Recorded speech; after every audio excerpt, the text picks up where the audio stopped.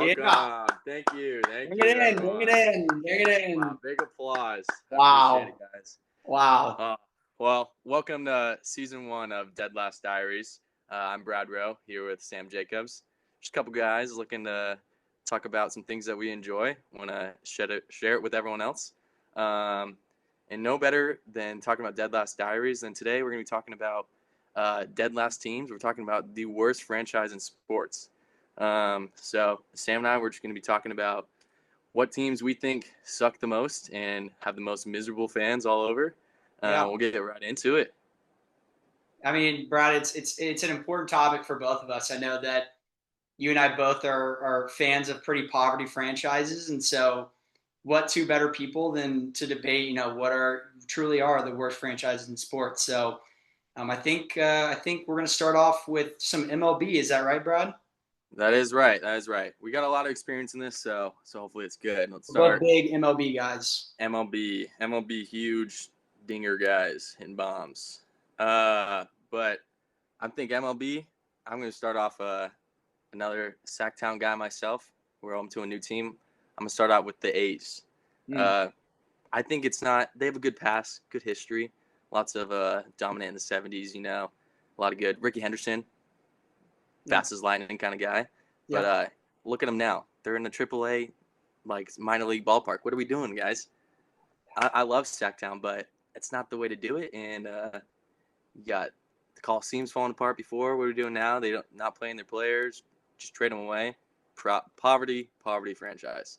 Yeah, Brad, I love that take, and I really hate going against you because I know that you and I just we see eye to eye on most things, but I'm really gonna have to go against you here. I really think that the Oakland A's are, though they are a very poverty franchise, how can you say that the Oakland A's are a poverty franchise when they have a movie made after them?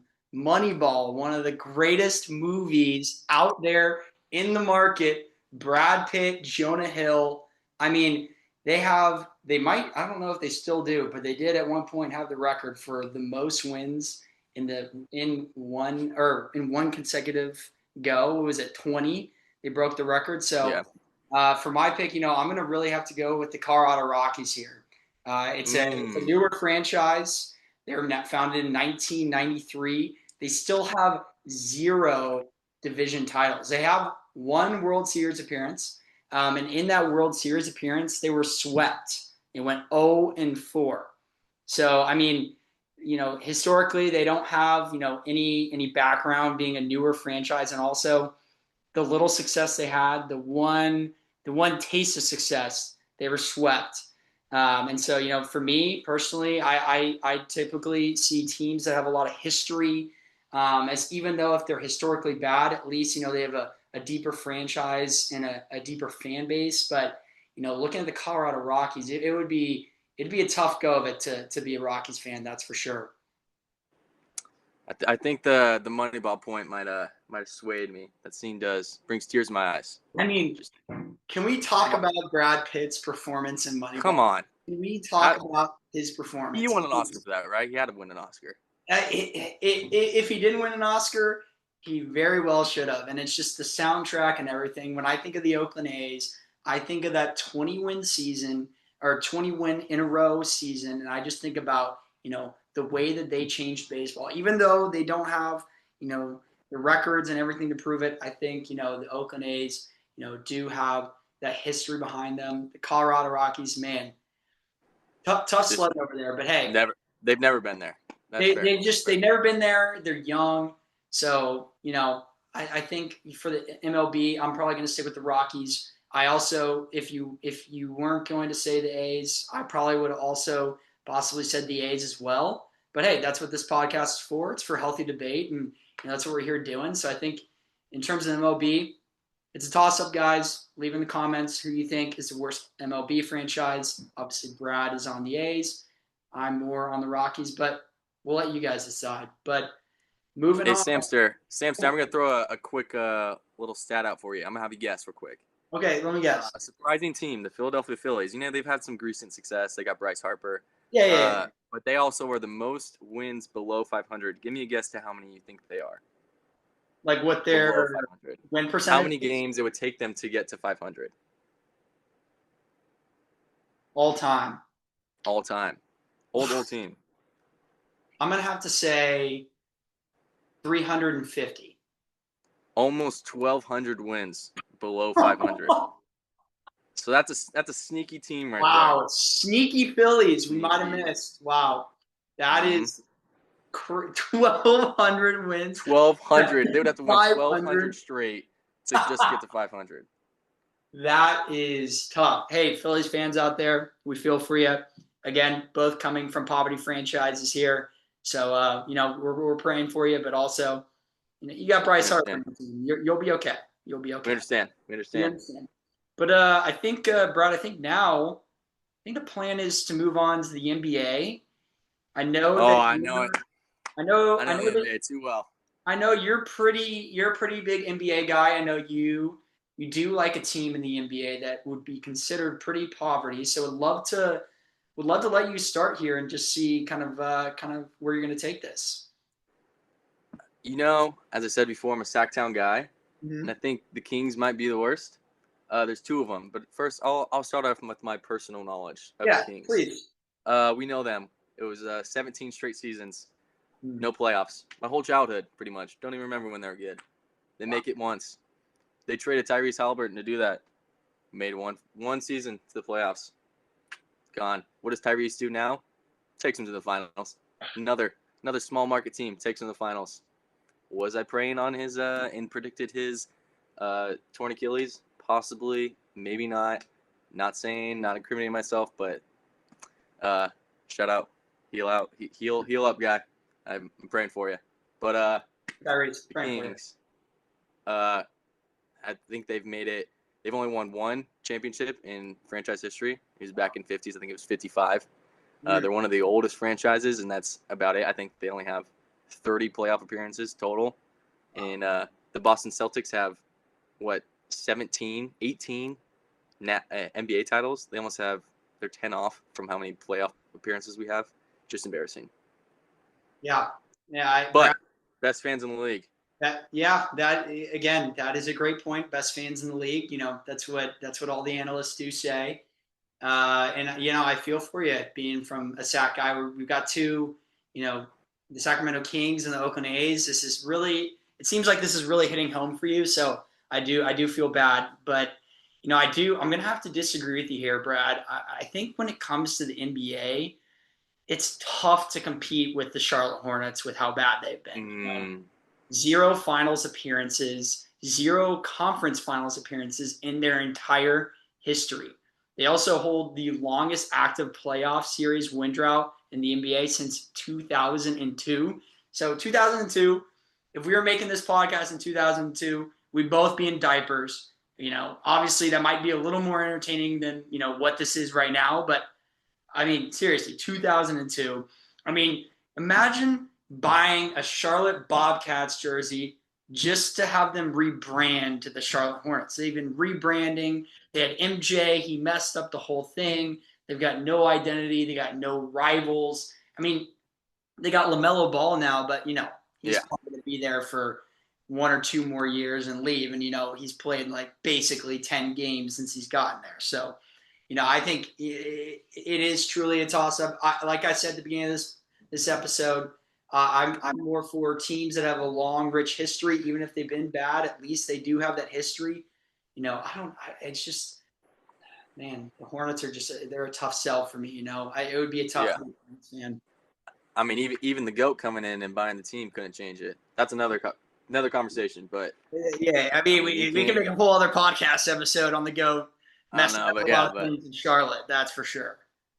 But it's okay. I mean, yeah, I think when it comes down to the NBA, there's definitely some poverty franchises, but those are two great picks right there. And I think that, of our many, many listeners that we will have to this podcast, it'll probably be 50-50 split, some will say Hornets and some will say, the Kings are going to be, that's the option. So I think between those two, we're both on the right page. But I think that really sums up our NBA talk. And I think, we're going to graduate into here is what everyone came to listen to, and that is the National Football League. I mean, The let's big give it up. boys. Let's give it The up for hard the hitting NFL. boys. Let's give it up for the NFL. They own a day of the month or a day of the week. They own it. Sundays, they own it in the fall. And I just think, everyone's here to listen to that. So let's jump in. I can start off here. I know I made you start the last two. And Yeah, get personal with me. for this pick, we are going to go with the Houston Texans. So this comes with a lot of pain in my body to say, but the Houston Texans are by far, in a way, the worst franchise in the NFL. We are the youngest franchise in the NFL. We were founded in 2002, so we have no tradition, no history. Our team name is the Texans. Think about that for a second, folks. The Texans. Pretty bad. Been, where's the marketing team? Where's the marketing team at? We could have been. I mean, think about the Astros, the Rockets. We got NASA in Houston. You go Oilers, the Texans. Oilers, the Texans. We just rebrand into the name of the state. We've never made an AFC championship game. We've never made a Super Bowl. We've wasted talent like the likes of Andre Johnson, J.J. Watt. We had the Deshaun Watson debacle, which, hey, we're not going to get into the politics of everything on this podcast. That's not what we do. But I think everyone here listening knows what happened there. As being a fan of the Texans, the most painful day of my entire life was in 2019 when we played the Kansas City Chiefs. We were up 24-0 in the first quarter of a playoff game, and we lost. So just looking at the franchise of the Houston Texans, we are, I think, the worst NFL franchise to be a fan of. But Brad, I know you've got some heaters to come at me here, so we'll love to hear your take here. Yeah, I think the NFL is there's not a lot of parity in the NFL according to franchise poverty. There's a lot of franchises that can be considered the worst. I'm going to give you a couple. Starting off with the New York Jets. One Super Bowl back in the 60s. Been pretty miserable ever since then, especially as of recently. Haven't made the AFC Championship since Mark Sanchez. Who has when you think about plays, you think about all these miraculous things. They're all great plays. The OBJ catch, the miraculous catch, all these kind of things. Nothing is named bad except for the butt fumble. That means pretty bad about your team. But you look at, they gave up everything for Aaron Rodgers just for him to get hurt and then have a horrible season. Now he's gone. They're just in the dumps. I think they can be considered. Another obvious one is the Lions. Other than these past couple years, they got one before these past couple years. They had one playoff win since the 50s. I believe that's correct, according to my notes. Wow. And before that, nothing. We know those notes are very accurate. So I got them. It says, I actually don't have any notes. It just says, "You're doing great. Don't get canceled." That's all it says. So we're being very careful over here. So I'm locked in. It really helps me stay focused. We're locked in.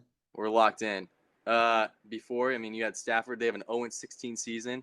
Only team to do it with that many wins. Just poverty franchise. Guys wearing paper bags over their heads. Just not a lot of success. 3 divisional wins in their whole franchise history, other than the last 2 years. And then when they do make it, they blow a giant lead to the Niners.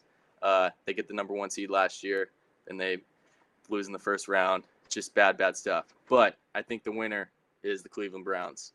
Our whole life growing up, we've known the Browns as nothing but losers. And they're in Cleveland too. Sorry for our Cleveland listeners out there. But Cleveland is a poverty city. Sorry, Cleveland. But just horrible. The amount of quarterbacks they've gone through. They moved the team to Baltimore and they had to start over because they were so bad. So you get rid of that. That history's gone. The Jim Brown history's gone. You pass winning before the NFL, gone. What do you get back in return? Loss. You get Baker. You start to be good. What do? You trade him away. Who do you get? Some guy just did some stuff. Did some good stuff for the Texans, but that did some bad stuff in Cleveland and in massage parlors. So, if I'm not mistaken, he did come from another franchise we were just talking about, the Houston Texans. He But did. He did.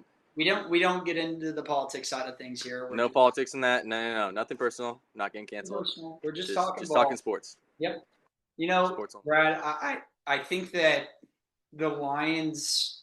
I think the Lions is a great pick here too. Obviously I see the Browns, but you know, talking firsthand, I know you and I are relatively okay friends with this guy that we've known for a little bit, Yeah, like I've a heard of Lions him. fan, and man, just watching him go through peril every year and just his team always being bad, I've gotten a firsthand look at how tough it must be to be.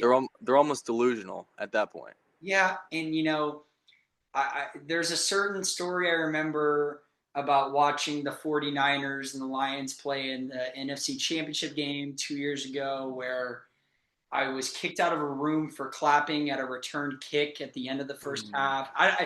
I'm just saying, the Lions fans, they do have it rough. I feel for them. So at the end of the day, you really can't go wrong with the Texans, the Browns, and the Lions. I think those are three great options. But with that being said, Brett, I think that kind of wraps us up here. I think, obviously we had a lot of teams that we talked about here today, and all are they're pretty poverty franchises, but we would love to hear from you guys in the comments. What do you think is the worst franchise in all of sports? Not just, you know, each sport itself, but all of sports. We'd love to hear that from you guys. Hey, Um, before we go, I might throw out a little international to our international friends out there. oh, please. One mention was the Tasmania 1900 Berlin from the Bundesliga. They There have a 5.88% win rate. So you for all go. our football fans over there, Hey, pretty bad stuff over there. Tasmania, we feel you. We feel bad for We're there you, for but you. unfortunately, it's not the big three here in America. It's not the No, big no. three, so we didn't bring you up. But honorable mention, Brad. We appreciate the honorable mention for sure. But yeah, with that being said, that's going to wrap us up here on our first episode. Really appreciate you guys listening today. Hope you guys enjoyed the healthy debate. We will see you on the next one.